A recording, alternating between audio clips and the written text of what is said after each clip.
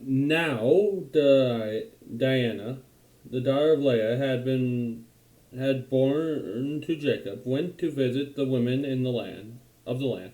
Think about it. She surrounded by 11 brothers, and the only other women around are all older than her, probably just a bunch of random servants who are also older than her. When Shichem, son of Hamor, the Hivite, the ruler of the area, saw her, he took her and violated her. That means raped. Of course, like I will say 1 million times over, the Bible is not prescribing this. It's not saying it's a good thing. It's not endorsing it. It's just saying what happens. There's a difference. Something this culture, or at least some people in this culture, don't seem to get. Like, you can talk about horrible event without endorsing said horrible event. His heart was drawn to Diana, daughter of Jacob, and he loved the girl and spoke tenderly to her. So he's a creep, obviously. He rapes her. He's like, I'm in love with you. No, you're not.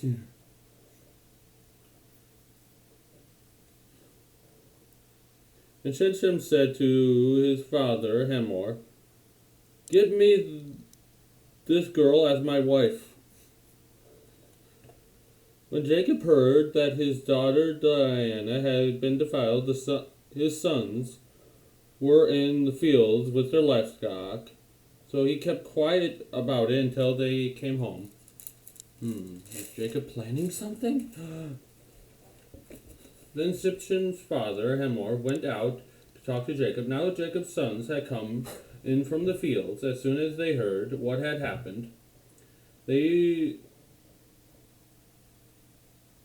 were filled with grief and fury because Shechem had done a disgraceful thing in or against Israel by lying with Jacob's daughter, a thing that should not be done for a whole load of reasons, which should be immediately obvious. So they're mad. So what are they going to do? Oh, they have an idea, all right. But Hamor said to them, my son Shechem has his heart set on your daughter. Please give her to him as his wife. Intermarry with us. Give us your daughters and take our daughters for yourselves. You can settle among us. Land is open to you. Live in it, trade in it, and acquire property in it.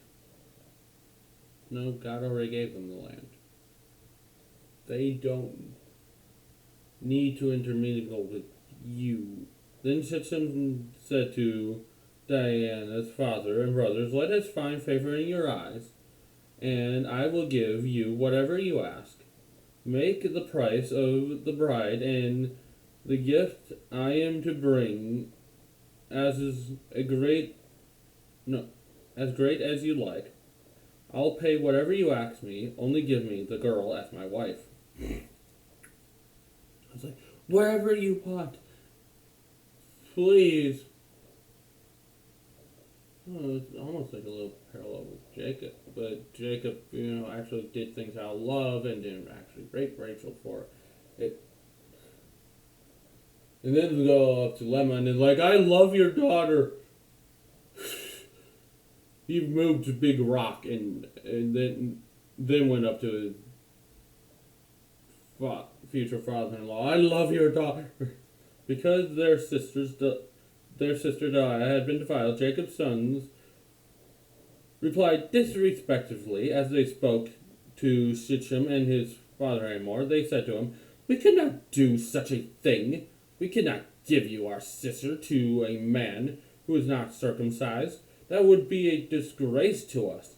We will give our consent to you on one condition only, that you become like us by circumcising all your males. That's removing the foreskin. If you don't know what foreskin is, you probably shouldn't be on YouTube. You're too young. Then we will give you our daughters and take your daughters for ourselves. We'll settle among you. and become one people with you. But if you do not agree to be circumcised, we'll take our sister and go. Her daughter. Now here's the thing. They weren't being 100% honest. They want them to be circumcised. Oh, yes, they did for a whole other reason. Their proposal seemed good to Haman and his son Sitchem, the young man who was the most honored of all his father's household, lost no time in doing what they said, because he was delighted with Jacob's daughter. So Hamor and his son Sitchem, I don't care if I'm pronouncing that wrong, he doesn't deserve it, went to the gate of their city to speak to their fellow townsmen. These men are friendly towards us. Like, rudely. They respond rudely. These men are, you disgusting like, you friendly. These people have no idea what's going on. They said, let them live in our land and trade in it. The land has plenty of room for them. We can marry their daughters, and they can marry ours. But the men will consent to living with us as one people only on the condition that our males be circumcised, as they themselves are.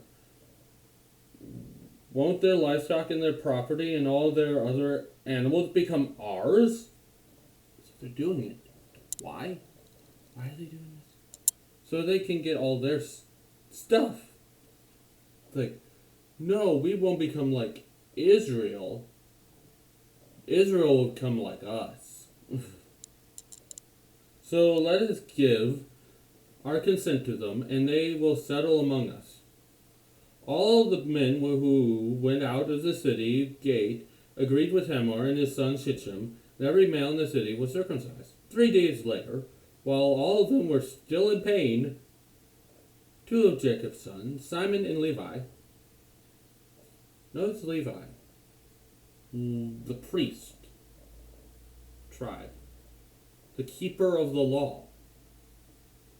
One of the laws is don't do what Sitchem did. Interesting.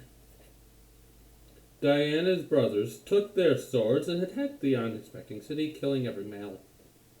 So not only did they make them go through the pain of circumcision, which back then just had to be done with like a Brock knife, or maybe a regular knife, and you couldn't go to sleep, they got up and just killed them all. And because they were in so much pain, they couldn't do anything to defend themselves.